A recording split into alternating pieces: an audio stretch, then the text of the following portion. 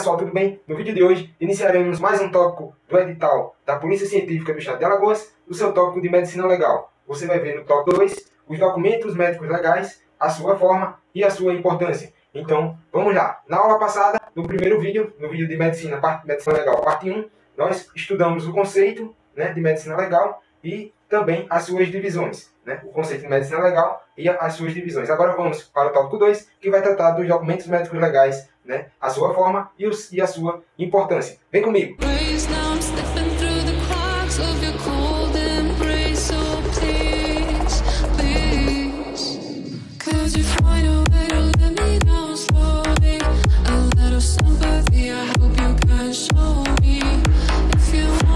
Ok, pessoal, vamos lá. No nosso tópico 2 de Medicina Legal para a Polícia Científica do Estado de Alagoas, nós vamos estudar os documentos médicos legais, o seu conteúdo barra forma, né? A forma e o conteúdo, também a importância dos documentos médicos legais, a importância. Lembrando que, observando o histórico da medicina legal, nós temos que a medicina legal e os documentos médicos legais sempre existiram datados de uma época, da época medieval, onde era exercida uma medicina legal mais obscura, chamada inquisitorial. E aí, com a evolução da medicina legal durante os séculos que foram passando, chegando a uma medicina legal mais atual, aonde essa versão inquisitorial, essa característica inquisitorial foi deixada de lado, e com a edição do Código Criminal de Napoleão, já datado mais ou menos de 1808, 1807, houve essa evolução da medicina legal com mais transparência, E aí surgindo assim esses documentos médicos legais que temos hoje também, que traz mais transparência ao exercício da medicina legal e mais publicidade. Vamos ver agora os conceitos da medicina, dos documentos médicos legais na medicina legal. Vamos lá. Primeiro nós temos que um conceito bem conhecido, que é também visto no livro, que nós temos como base aí do professor o Wilson Palermo, é baseado, como diz o conceito, em critérios médicos legais. Então esse é o conceito, né? É a anotação que tem por objetivo reproduzir ou representar uma manifestação do pensamento baseada em critérios médicos legais. Também vamos conseguir observar em outras provas, como da Consulplan, né? A banca que vocês vão fazer a prova da Polícia Científica de Alagoas é CESP-SEBRASP. Mas nós temos também em outras provas, e é bom que vocês tenham conhecimento, que o conceito de documentos médicos legais, ele vem também de outra forma, pode vir dessa forma aqui, como já veio na FUNCAB, em provas da FUNCAB. São mecanismos de comunicação com as autoridades e, portanto, devem ser elaborados com metodologia, né? Então, devem ser elaborados com metodologia de forma a obedecer uma configuração, né, pré-estabelecida. Então, ele diz que os documentos é uma forma de comunicação com quem? É uma forma de comunicação com as autoridades, né? E esses documentos seguem uma metodologia, né? Um passo a passo, uma metodologia, e devem ser elaborados com metodologia de forma a obedecer uma configuração pré-estabelecida.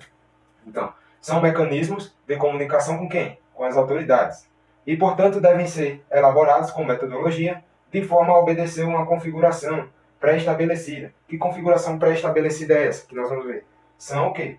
O conteúdo e a forma do documento. Se você pega um documento, ele vai ter o quê? Cada documento tem a sua forma de ser escrito, de ser redigido, né? Tem a sua forma e o seu conteúdo. Agora, vamos lá. Visto esses dois conceitos, nós vamos ver agora os tipos de documentos médicos legais. Quais são os tipos de documentos médicos legais que podem cair em sua prova? Vamos lá. Nós temos a notificação,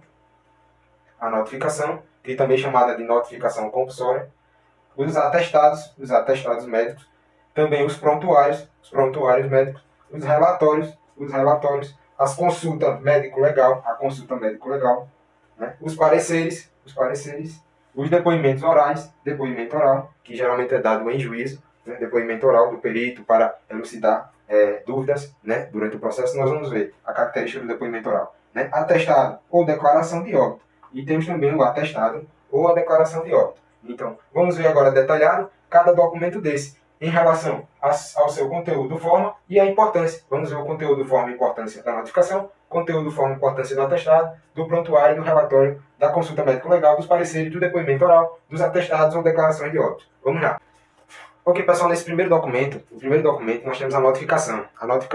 Notificação que também é chamada de comunicação compulsória. A comunicação compulsória, ou seja, uma comunicação obrigatória, que o médico tem que fazer, feita pelos médicos, então é feita pelos médicos, as autoridades competentes acerca de um fato profissional, que surja a necessidade social diante de uma necessidade o quê? Social, diante de uma necessidade social, ou sanitária, né? Ou de doenças contagiosas, Então, o médico, observando essa necessidade de fazer essa comunicação, ele vai ter que fazer porque é uma comunicação compulsória, obrigatória, pelo Ministério da Saúde, e também, se ele não faz, ele incorre em crime já previsto no Código Penal. É o crime de deixar de fazer a comunicação compulsória, né? De não fazer essa comunicação. Então, se o médico deixa de fazer essa comunicação, ele está cometendo um crime. Né? Também, o seu conteúdo, quanto ao seu conteúdo, o conteúdo da documentação, da notificação, né? Ou seja, da comunicação compulsória. No seu conteúdo, o que é que vai ter lá no corpo do documento? Geralmente ele tem lá no seu consultório uma ficha que é um modelo do Ministério da Saúde ou um modelo do próprio plano de saúde, um modelo da clínica, né, com base nas resoluções do Conselho Federal de Medicina, do Ministério da Saúde. Então vai ter lá, no seu documento, né, a forma e o conteúdo vai conter o quê? Primeiro, dados gerais, que é a identificação de dados gerais, unidade de saúde, o médico, os pacientes, os dados do paciente, dados do médico, os dados da unidade de saúde. No segundo tópico pode ter a identificação, né, ou a qualificação do surto, ou seja, da doença, a notificação da doença, né? Pode ter os dados da doença, também a CID, que é a sigla ou o código de identificação da doença, a CID. Também a identificação, por último, vai ter lá um espaço de identificação residencial, ou a notificação residencial, que é o endereço do paciente, a região que ele mora, vai ser feito essa anotação lá. Então, o conteúdo da notificação vai ter esses dados, pode ter esses dados aqui, que geralmente vem já um padrão, um modelozinho. Vocês vão ver aqui. Eu vou postar para vocês aqui do lado, vocês vão ver aqui no vídeo esse modelo. Então, tem nesse modelo identificação de dados gerais, tem também a identificação de surto da doença, tem também, por último, uma notificação residencial, que é a identificação do endereço do paciente. Né? Agora, passamos à importância. Qual seria a importância desse documento médico legal? A importância desse documento, a notificação, né, ou comunicação compulsória, é que ela vai ocorrer o quê? Diante das doenças que apresentam uma letalidade ou que causam um grande contágio, né? E ela vai ocorrer de que forma? Ela vai poder o quê? As autoridades vão poder fazer o quê? A promoção, a proteção e o controle. Então, veja que a importância é muito grande, porque só com essa notificação é que as autoridades vão poder fazer a promoção de prevenção, vai ter o quê? A proteção e vai ter um controle da letalidade dessa doença. Foi como ocorreu agora com a pandemia do Covid, diante de uma notificação compulsória dos médicos, diante dos pacientes que chegavam ao consultório, e os médicos noticiavam isso por meio da notificação, né? Então as autoridades puderam fazer todo um planejamento para poder ter esse controle, para ter essa proteção, para poder tentar erradicar a doença, controlar, né? Para evitar a letalidade, né? Então a importância é essa, é muito grande. A importância da notificação é para que as autoridades possam controlar essa doença, essa letalidade, né? Possam promover, fazer a promoção de campanhas para controle e para prevenção. Já lembrando que em 2019, surgiu mais um tipo de notificação compulsória, ou seja, mais um fato que pode incidir uma notificação compulsória, ou seja, uma comunicação compulsória. Chegando a um consultório médico, a uma clínica e tal, uma mulher que apresenta sinais de violência contra a mulher, violência doméstica ou violência contra a mulher, o que vai acontecer? O médico vai ter que fazer essa notificação. Ele vai ter que fazer uma comunicação compulsória e informar lá que, devido a uma situação social, aquela pessoa está com características de violência doméstica. Então a novidade é que em 2019 ocorreu o quê? Surgindo em consultório médico, clínico, hospitais, qualquer situação de violência contra a mulher,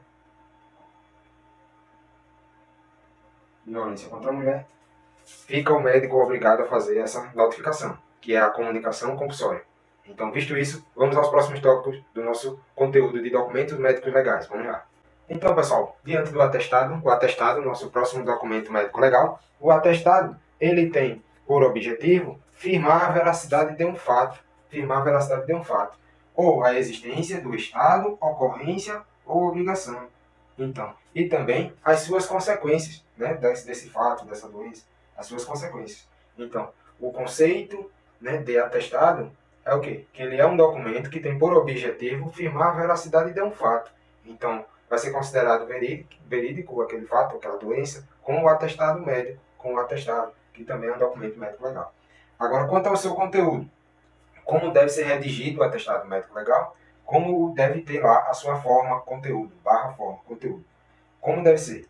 Não tem modelo específico, mas resoluções do Conselho Federal de Medicina e algumas normas internas, portarias, dizem que tem que ter o básico. O que é o básico do atestado? O básico é que ele tem que ter um cabeçalho.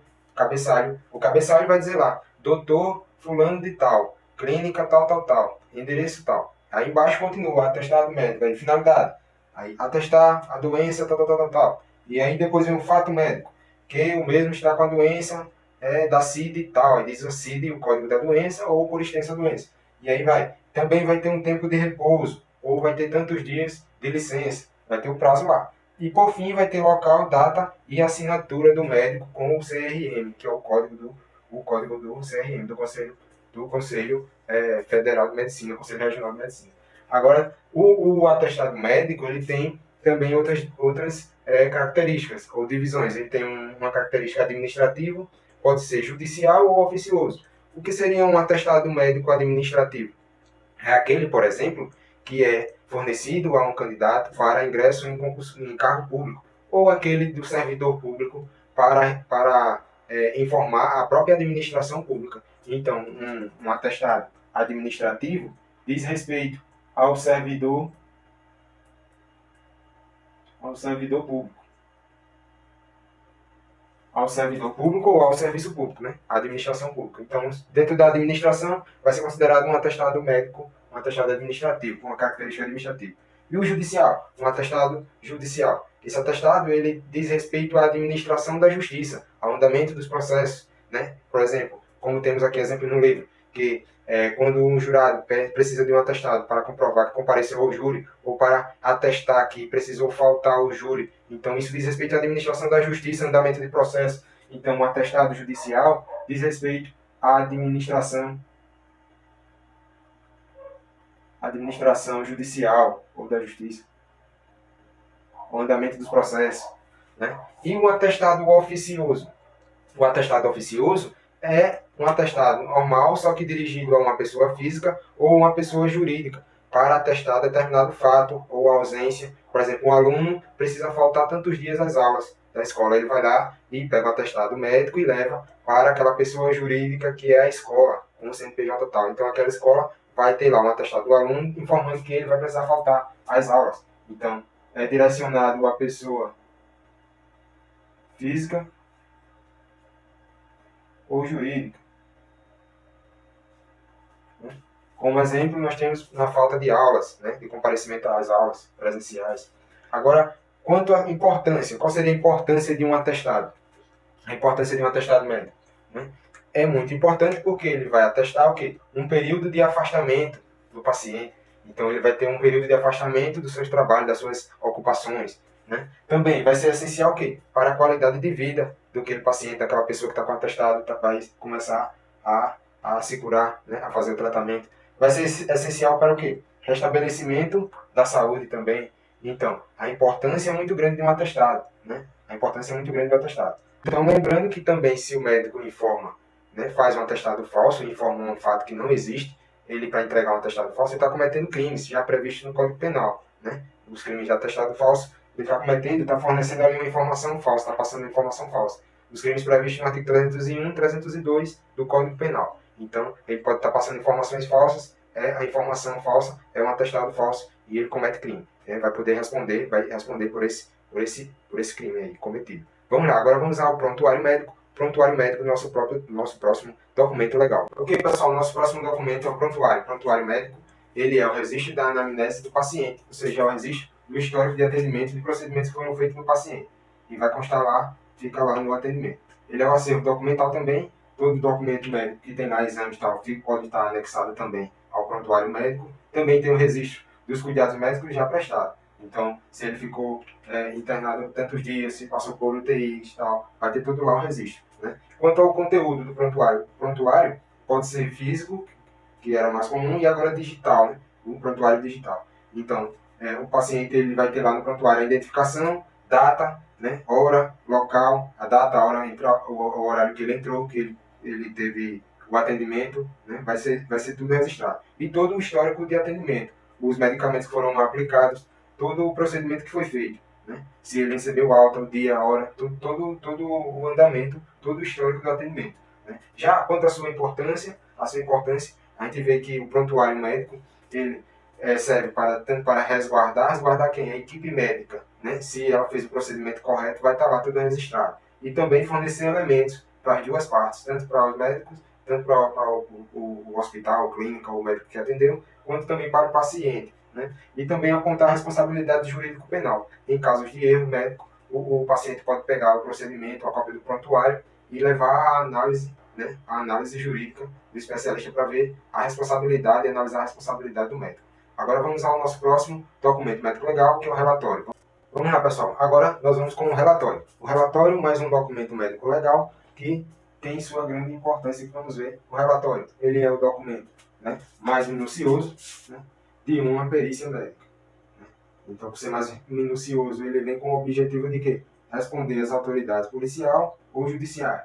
Então, ele é o documento mais minucioso, detalhado, que vem ponteando cada requisito para o perito responder. E ele vai trazer à tona, vai responder às dúvidas de quem? Da autoridade policial ou da judiciária, da autoridade judiciária, né? Aí eu trouxe antes a importância dele, porque os seus requisitos, o seu conteúdo e a forma tem vários, se divide em vários tópicos. Então vamos ver antes a importância. Qual a sua importância do relatório? É de grande importância para, uma vez que é direito do paciente, né, ele pode solicitar o relatório médico, e também para que ele passe por perícias médicas. Para que ele passe por perícias médicas, ele vai levar o quê? Ele vai levar acompanhado o seu relatório médico. O seu relatório médico vai constar lá todos os quesitos e as dúvidas respondidas já com a resposta do perito. E aí o perito vai responder os quesitos e aí o paciente leva esse relatório médico para a sua perícia médica no seu setor administrativo do trabalho ou no seu setor de perícia para benefícios, né, assistenciais. Então ele vai para a sua perícia médica acompanhado de quê? Qual documento? De um relatório médico. Então esse relatório médico é de grande importância, por isso também serve para que ele passe por perícias, né, essa análise de outros médicos, e também é automático, é um direito do paciente requerer esse relatório médico, né, mais minucioso, mais detalhado.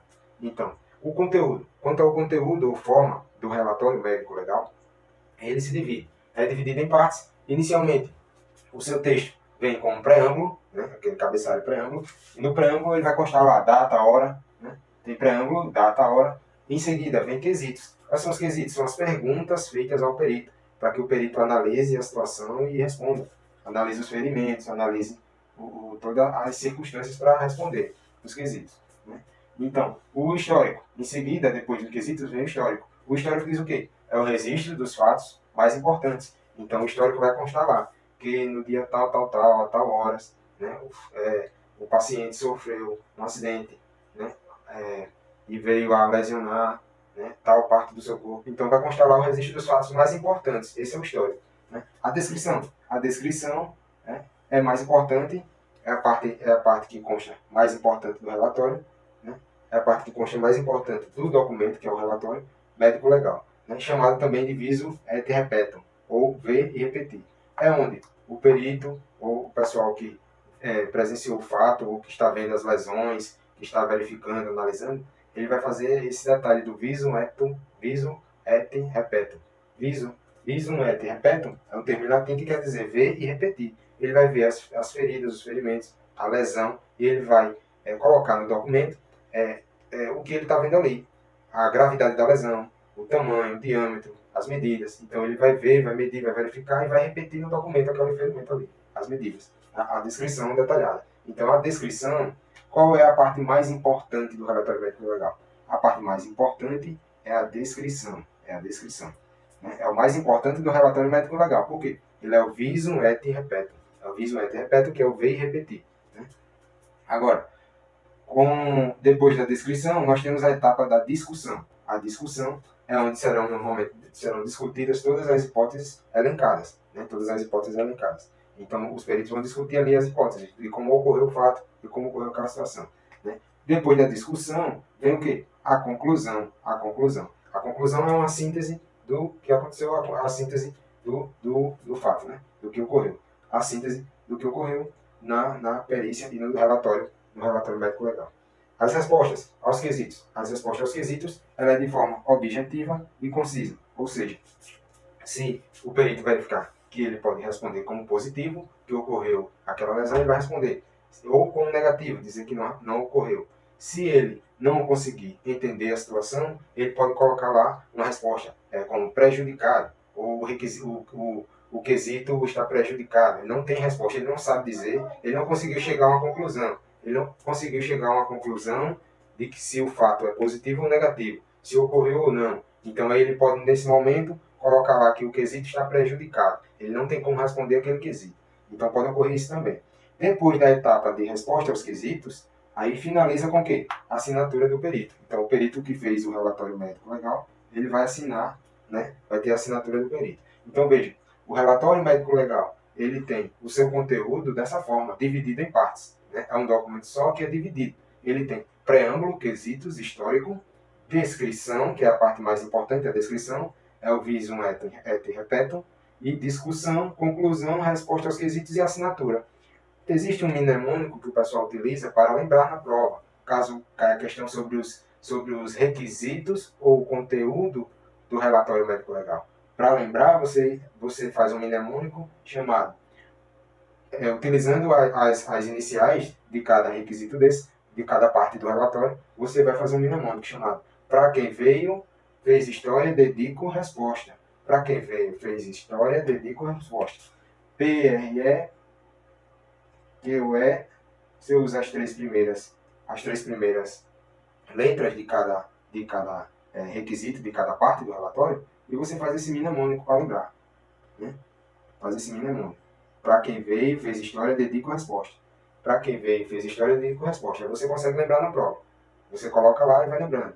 Para quem veio, para preâmbulo, quesito, fez história, histórico, né? Dedico, descrição, discussão, né? Resposta, e resposta aos quesitos. Aí você sabe que antes da resposta aos quesitos tem conclusão e ao final assinatura. Então é um mnemônico muito utilizado para que o pessoal venha lembrar das partes do relatório médico legal. Agora vamos ao próximo documento médico legal e vamos dar continuidade. Vamos lá. O próximo documento médico legal é o parecer. O parecer, que é a resposta técnica baseada no estudo técnico científico, né, dada a consulta médica legal, né? Nós vimos que o documento anterior ao parecer veio a consulta médica legal, né, feita pelo médico para complementar, para solucionar alguma situação, algum ponto, algum requisito.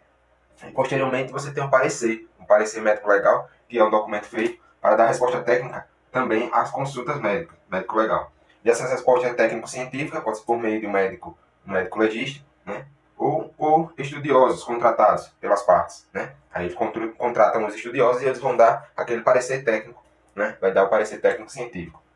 Agora, quanto ao conteúdo do parecer, o documento, como é feito e redigido as suas partes, ele vai constar o quê? Basicamente, o mesmo conteúdo que tem no relatório, tem no parecer, com exceção de quê? O que é que vocês vão excluir? No conteúdo do parecer, vocês vão ter preâmbulo, vão ter quesitos, vai ter histórico. O que vocês vão excluir é a descrição. Você risca a descrição não tem.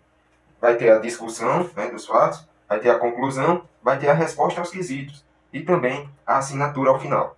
Então você usa aquele mesmo mnemônico para que veio, fez história, dedico resposta. Para que veio, fez história, dedico resposta, você consegue lembrar na prova. Preâmbulo, que veio, quesito, fez história, histórico, discussão, conclusão, resposta aos quesitos e assinatura. Então, visto que esse é o conteúdo, né, do parecer médico legal, nós temos a sua importância.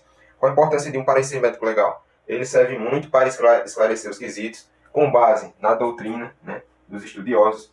Então, ele não se limita também à análise objetiva dos fatos. Ele pode ter um complemento ali baseado na doutrina, no conceito, nas teorias dos estudiosos. Então, é de grande importância o parecer para trazer à luz mais esclarecimentos, né? Não ficar só preso ali ao fato objetivo, ao que ocorreu. Pode ser explicado por uma teoria, por análise dos estudiosos. E lembrando, cai muito em prova de medicina legal uma comparação entre o relatório e o parecer. Por ter o quê? Por ter o conteúdo, ou seja, a sua forma, as fases do documento similar, com a exclusão só da descrição no parecer. Então, vamos lá, o relatório ele é composto de quê? Preâmbulo, quesitos, histórico, descrição, discussão, conclusão, resposta aos quesitos e assinaturas. É o para que veio, fez história, dedico, resposta e assinatura embaixo. O parecer é composto de preâmbulo, quesitos, histórico. Aí não tem descrição, veja, não tem descrição, tem a discussão, conclusão, resposta aos quesitos e assinatura. Então, veja que o parecer, ele não tem a fase de descrição. Não tem a fase de descrição. Né? Então, essa é a diferença. Né? Vocês vão ver que em questões eles perguntam, e nós vamos ver aqui ao final do vídeo algumas questões para vocês fixarem o assunto. Vamos ver agora o próximo documento médico legal. Vamos lá. Vamos lá, pessoal. O próximo documento médico legal é o depoimento oral. O depoimento oral é quando é chamado os peritos em juízo para fazer esclarecimentos sobre dúvida de alguns quesitos, para esclarecer as autoridades judiciais também. Então, esse depoimento oral é um documento feito para chamar os peritos, né, para serem ouvidos em juízo. Então, é um documento feito dentro do processo, é ouvido perante o juiz lá, com base no artigo 159, no parágrafo 5º do inciso 1º, né, do CPP, que é o Código de Processo Penal. Então, você vai ter lá essa previsão. E esse depoimento oral é um documento que vai estar lá constando nos autos, né, no processo. Quanto ao seu conteúdo, de certa forma ele é escrito, ele é um conteúdo feito escrito, ele vai fazer o depoimento oral e vai ser tomado lá, vai ser tomado por escrito, vai constar onde? Nos autos, né? Vai constar nos autos. Sua forma e o seu conteúdo é basicamente as regras processuais que tem lá, vai ser por escrito, vai ser anexado aos autos, vai ser tudo feito lá na audiência. Né? Com importância, qual a sua importância do depoimento oral? É de suma importância porque visa o quê? Esclarecer, né, as provas constantes nos autos, os quesitos. Então é de suma importância um depoimento oral, né? Se for preciso, os peritos vão ser intimados, né, para comparecer em juízo para fazer esse depoimento oral. Aí com esse depoimento oral vai ser gerado esse documento, o documento de depoimento oral constante nos autos do processo. Né? O próximo documento médico legal, que vamos ver agora, e o último, é o atestado ou a declaração de óbito. Atestado ou declaração de óbito é diferente do registro da certidão de óbito, que é emitida posteriormente no cartório. Né? Agora, o atestado ou declaração de óbito, a atestado ou declaração de óbito feita no âmbito dos hospitais, já no atendimento, ele é um documento destinado a atestar a morte, é destinado a atestar a morte do indivíduo, ou de uma determinada pessoa, do indivíduo. Né? Quanto ao seu conteúdo, como se dá a forma do atestado, é por escrito, um documento por escrito, com um cabeçalho normal, com os dados normais da pessoa, do indivíduo, a hora, o local do fato, a causa da morte, né? E com base em quê? Na Lei 11.976, de 2009, que traz regras sobre essa aplicação e essa elaboração do atestado, a resolução do Conselho Federal de Medicina, 1779 de 2005, e também regras do Código de Ética Médica. Né? E a sua importância? É de grande importância, porque ele vai atestar que a pessoa veio a óbito e vai trazer a causa jurídica da morte. Vai trazer a causa jurídica da morte. Se foi natural ou violenta. Vai dizer lá se morreu por causas naturais ou por causa violenta. A causa violenta é um crime, um suicídio, né, um acidente. Né? Lembrando que quando ocorre isso no hospital, isso se dá, e o óbito é de um recém-nascido, de um óbito fetal.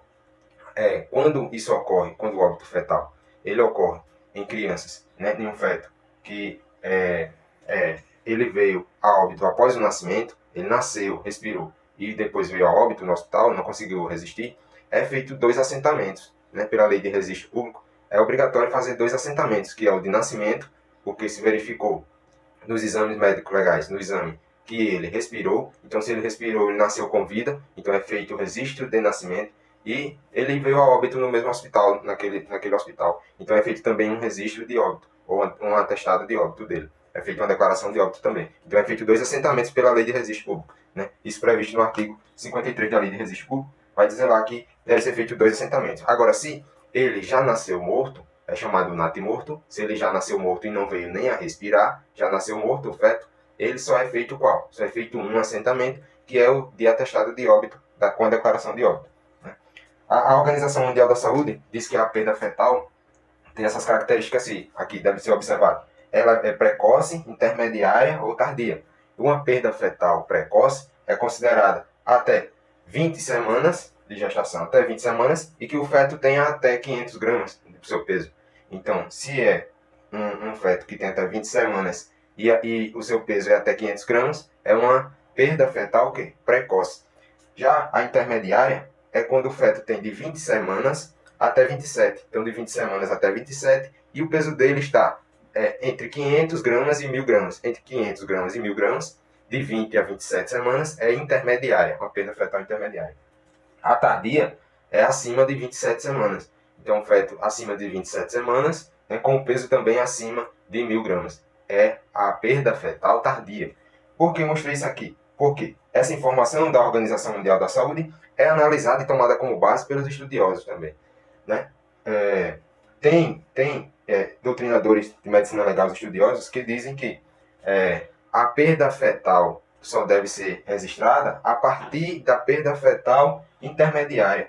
Então, é de importância, ou então ele diz que é significativo registrar o feto, ou por meio de um atestado de óbito, registrar o óbito, ou fazer a declaração de óbito, a partir de uma perda fetal intermediária, onde o feto tem de 20 a 27 semanas e de 500 gramas a 1000 gramas.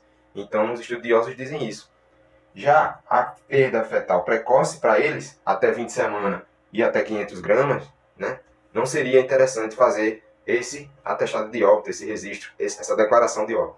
Então, para a doutrina, seria interessante só a partir da intermediária. Mas como nós temos que seguir a lei de registros públicos de assentamentos no Brasil diz que, independente dessa recomendação da OMS, da Organização Mundial da Saúde, nós temos que fazer o quê? O registro dos assentamentos de tudo, tanto de atestado de declaração de óbito, como o de nascimento. Independente se foi precoce, intermediária ou tardia. Veio e nasceu natimorto, vai ser feito o registro, só um registro, que é o de óbito. Se ele nasceu, respirou e depois veio a falecer, não resistiu, vai ser feito 2 assentamentos, que é o de nascimento e o de óbito. Então, visto esses documentos médicos legais e essas características, vamos agora ver algumas questões para fixar o assunto. Vem comigo. Muito bem, pessoal, para fixar o assunto nós temos a primeira questão, sobre os documentos médicos legais. É uma questão de 2013, da PC de Goiás, para a delegada de polícia. Vamos lá, ela dizia lá que, a respeito dos documentos médicos legais, tem-se o seguinte: letra A, relatório médico somente pode ser elaborado por médico legista. E aí, vocês me dizem, o relatório médico? Não, né? O relatório médico, ele é um documento mais detalhado, que pode ser também elaborado pelos peritos, né? Pelos peritos. Vamos lá, letra B, o laudo e o auto são documentos idênticos? Não, né? Porque o laudo, ele é feito e redigido logo pelo perito, logo após a análise, ou quando ele está analisando os elementos do fato, né? É feito pelo perito. E o auto é diferente, porque o auto, ele é ditado a um escrivão, E aí o escrivão faz, e depois é que o perito assina. A letra C, o atestado de óbito poderá ser assinado por profissional não médico. E aí, o que vocês me dizem? Correto. Letra C é o nosso gabarito, porque a legislação diz que o atestado de óbito pode ser assinado, pode ser confirmado o óbito, até por 2 pessoas, na ausência de médico. Na ausência de médico, pode ser atestado até por 2 pessoas, Letra D. A notificação é uma comunicação feita pelo médico ao delegado de polícia sobre um fato relevante na investigação. E aí, nós vimos que a notificação é o quê? É uma comunicação feita às autoridades, né, de um fato de um fato médico importante, de cunho social, né, de cunho de uma doença contagiosa, né, de uma doença que tem efeitos de letalidade, para evitar essa letalidade, controlar, né, promover o quê? A promoção, a prevenção e o controle dessa doença. Então a notificação não é para a autoridade policial, não é para o delegado de polícia, mas sim é uma comunicação compulsória dos médicos para as autoridades, né, tomarem providência. Então nosso gabarito aqui, letra C, atestado de óbito poderá ser assinado por profissional não médico. Vamos agora à segunda questão. Pronto, pessoal, na segunda questão nós temos que é uma questão de 2016 da Banca Funcab, né, prova de investigador de Polícia Civil. Dentre as alternativas a seguir, assinar-lhe a que representa, de acordo com a literatura sobre o tema, uma espécie de documento médico legal. Aí vamos às alternativas. Letra A, agravo. Não, né? Agravo está ligado a recurso, a processo. Petição não. Petição é o documento inicial de um processo. Atestado. Olha, nós estudamos atestado. Letra D, sentença. Sentença não, né? É a decisão no final do processo. Denúncia não, né? É o documento elaborado pelo MP e oferecida a denúncia ao juiz. O MP oferece. Então, o atestado é o documento médico legal, alternativa letra C, que nós estudamos, né? Ele traz o quê? A veracidade de um fato médico, né? Que é informado por meio de critérios médicos. Então, ele é feito, essa veracidade de um fato, e é elaborado por meio de critérios médicos científicos. Então vamos lá, alternativa letra C. Vamos à terceira questão.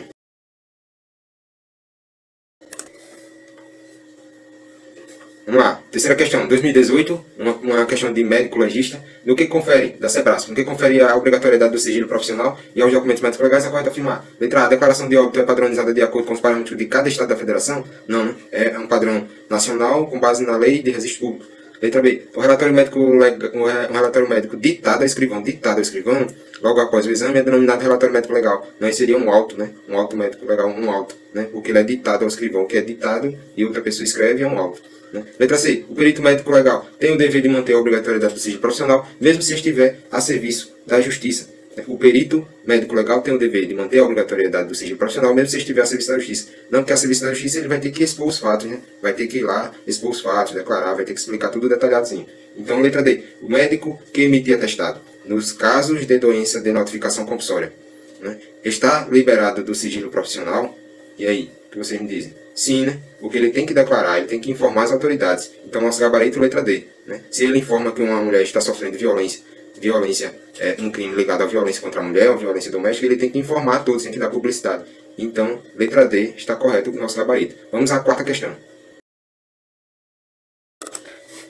Vamos lá, na quarta questão. A questão de 2018 da Banca Sebrasp também, né, de médico legista. Acerca dos documentos médicos legais, assinalar a opção correta. Letra A. O parecer médico legal não prioriza o valor científico e a técnica médica legal, pois considera mais relevante a opinião dos especialistas. Está errado, né? Está errado porque o parecer médico legal, nós vimos as características, né? Ele prioriza também o conhecimento dos especialistas, dos estudiosos, mas com base em um conhecimento técnico-científico. E aqui está dizendo que ele não prioriza o valor científico. Está errado. Letra B. O atestado oficioso é emitido para pessoa física ou jurídica do direito privado quando na formalidade não é plenamente exigida.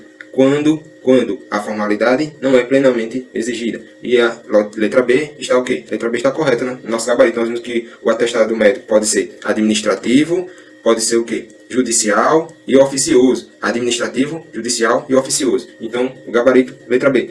Na letra C, o parecer médico legal contém todas as partes de um relatório médico legal, exceto a discussão. Errado. Porque ele não tem, exceto a descrição. O que não vai ter é a descrição. O que é a descrição? É o viso et repetum que nós vimos. Né? Então, letra C, errado. Na discussão do relatório médico legal, não se deve analisar as hipóteses para evitar conflitos entre as opiniões dos peritos. Errado. Inclusive, a discussão já é isso. É a análise dos requisitos. A discussão é isso. Entre os especialistas, entre a situação lá do fato.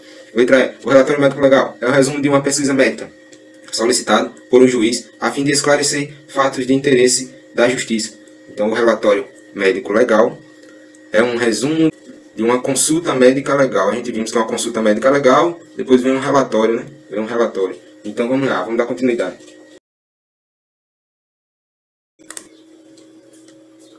Vamos lá, quinta e última questão, a questão de 2019 da OCP médico legista.